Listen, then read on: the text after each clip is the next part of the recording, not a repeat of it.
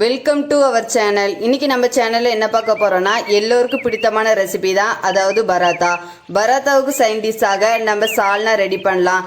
எப்படி ஈஸியாகவும் நல்லா டேஸ்ட்டாகவும் செய்கிறதுன்னு பார்க்கலாம். ஃபஸ்ட்டு நம்ம சால்னா ரெடி பண்ணிடலாம். அதுக்கு ஒரு பேனை அடுப்பில் வச்சுருக்கேன். பேன் நல்லா சூடாகட்டும். அதுக்கப்புறம் ஆயில் சேர்க்கலாம். இப்போ நான் 4 ஸ்பூன் ஆயில் சேர்க்குறேன். இப்போ நம்ம ஆயில் சேர்த்தாச்சு. ஆயில் நல்லா சூடாகட்டும். இப்போ ஆயில் நல்லா சூடாயிட்டு இப்போ நான் 1/2 ஸ்பூன் மிளகு, 1/2 ஸ்பூன் சீரகம், 1/2 ஸ்பூன் சோம்பு, இது 3ஐயும் சேர்த்துக்கலாம். இப்போ மிளகு, சீரகம், சோம்பு நல்லா பொரிஞ்சிட்டு இப்போ நம்ம இதுக்குள்ளே பட்டை, கல்பாசி, ஏலக்காய், கிராம்பு, அன்னாசி பூ இதெல்லாம் சேர்த்து நல்லா வதக்கலாம். நல்லா வதங்கட்டும். இப்போ நல்லா வதங்கிட்டு நம்ம இதுக்குள்ள சின்ன வெங்காயம் சேர்க்கலாம். சின்ன வெங்காயமும் சேர்த்தாச்சு. இப்போ நல்லா வதக்கி விடுங்க. சின்ன வெங்காயமும் நல்லா வதங்கட்டும். இப்போ சின்ன வெங்காயம் நல்லா வதங்கிட்டு இப்போ நம்ம தேங்காவை அரைச்சி எடுத்துட்டு வரலாம். தேங்காய்க்குள்ள எதுனா சேர்க்கணும்னு சொல்றேன். சால்னாக்கு எப்பவுமே தேங்காய் கொஞ்சம் அதிகமாக சேர்த்தா நல்லா இருக்கும். நான் இன்னைக்கு 1 கப் தேங்காய் எடுத்திருக்கேன். 1/2 ஸ்பூன் கசகசா சேர்க்கலாம். 2 முந்திரி சேர்க்கலாம். முந்திரி இல்லைன்னா பொட்டுக்கடலை கூட சேர்த்துக்கிடலாம். இது மாதிரி நல்லா பேஸ்ட் பண்ணி எடுத்துக்கிடுங்க. இப்போ நம்ம சின்ன வெங்காயம் நல்லாவே வதங்கிட்டு இப்போ நல்லா வதக்கி விடுங்க. இப்போ நம்ம அதுக்குள்ளே தக்காளி சேர்க்கலாம்.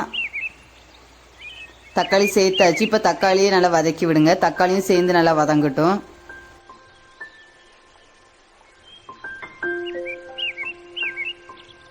இப்போ தக்காளியும் நல்லா வதங்கிட்டு இப்போ நம்ம அதை இறக்கி வச்சிடலாம். இதை நல்ல பேஸ்ட் மாதிரி அரைச்சி எடுத்துக்கிடுங்க.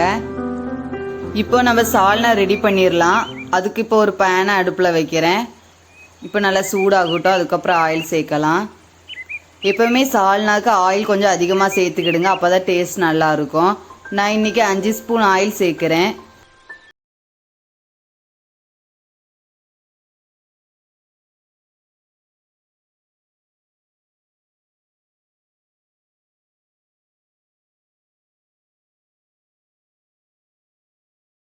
இது கூட பெரிய வெங்காயம் சேர்க்கலாம். பெரிய வெங்காயத்தை நீல வாக்கில் கட் பண்ணி எடுத்துக்கிடுங்க. இதுக்குள்ள கொத்தமல்லி, புதினா சேர்த்துக்கலாம். இப்போ 2ஐயும் நல்லா சேர்த்து நல்லா வதக்கி விடுங்க. நல்லா வதங்கட்டும்.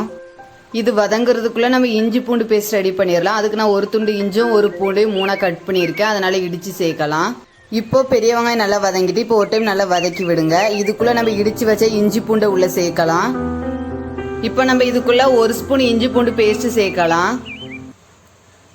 இப்போ சேர்த்தாச்சு. நல்லா வதக்கி விடுங்க. இப்போ நம்ம இதுக்குள்ளே தக்காளி சேர்க்கலாம். தக்காளியும் சேர்த்து நல்லா வதக்கி விடுங்க. தக்காளியும் நல்லா வதங்கட்டும். இப்போ இதுக்குள்ளே அரைச்சி வச்ச தக்காளி பேஸ்ட்டை உள்ளே சேர்க்கலாம். பேஸ்ட்டு கெட்டியாக இருந்துச்சுன்னா கொஞ்சமாக தண்ணி சேர்த்துக்கிடுங்க. இப்போ நான் கொஞ்சமாக தண்ணி சேர்க்குறேன். தண்ணி போதும். இப்போ நல்லா வதக்கி விடுங்க. தக்காளி பேஸ்ட்டும் நல்லா வதங்கட்டும். இப்போ இது வதங்குறதுக்குள்ளே நம்ம பராத்தாவுக்கு மாவு ரெடி பண்ணிடலாம். அதுக்கு 1 துண்டு பூண்டை நான் 2ஆக கட் பண்ணி உள்ளே சேர்க்குறேன். இப்போ இதை லைட்டாக இடிச்சுக்கலாம். இடித்து நம்ம மாவுக்குள்ளே சேர்க்கலாம். இப்போ நம்ம 2 கப் கோதுமை மாவு உள்ளே சேர்க்கலாம். இதுக்குள்ளே நம்ம இடித்து வச்ச பூண்டை உள்ளே சேர்க்கலாம்.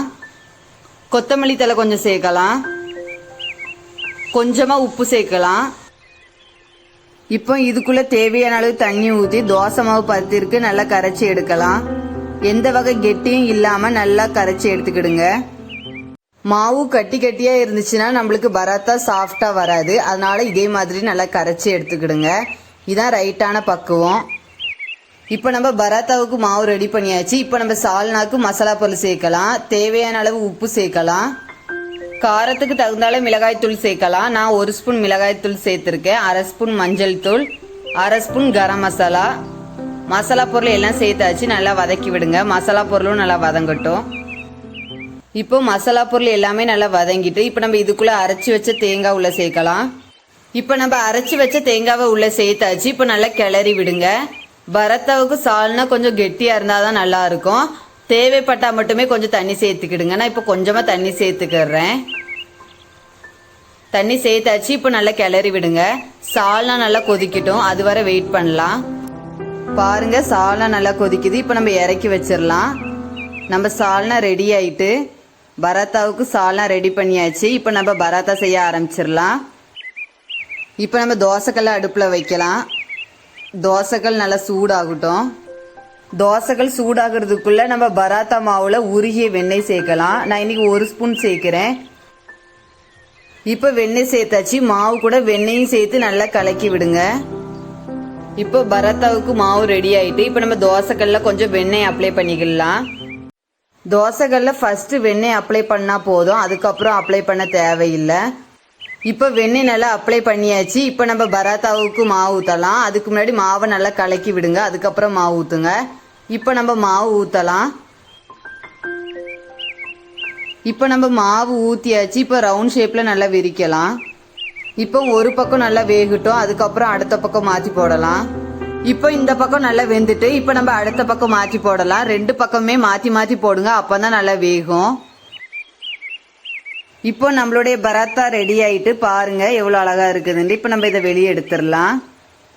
இதே மாதிரியே நம்ம எல்லா பராத்தாவையும் ரெடி பண்ணிக்கலாம். இப்போ நம்ம 2வது பராத்தா ரெடி ஆயிட்டு இப்போ நம்ம எடுத்துடலாம். இப்போ நம்மளுடைய 3வது பராத்தா ரெடி ஆயிட்டு இப்போ நம்ம அதையும் எடுத்துடலாம். இப்போ நம்மளுடைய 4வது பராத்தாவும் ரெடி ஆயிட்டு அதை எடுத்துடலாம். இப்போ நம்மளுடைய பராத்தாவும் சால்னாவும் ரெடி ஆயிட்டு நீங்களும் உங்க வீட்ல இந்த ரெசிபியை செஞ்சு பாருங்க. செய்யறதுக்கு ஈஸியாகவும் சாப்பிட்றதுக்கு நல்ல டேஸ்டாகவும் இருக்கும். நீங்களும் உங்க வீட்டில் ட்ரை பண்ணுங்க. தேங்க்ஸ் ஃபார் வாட்சிங்.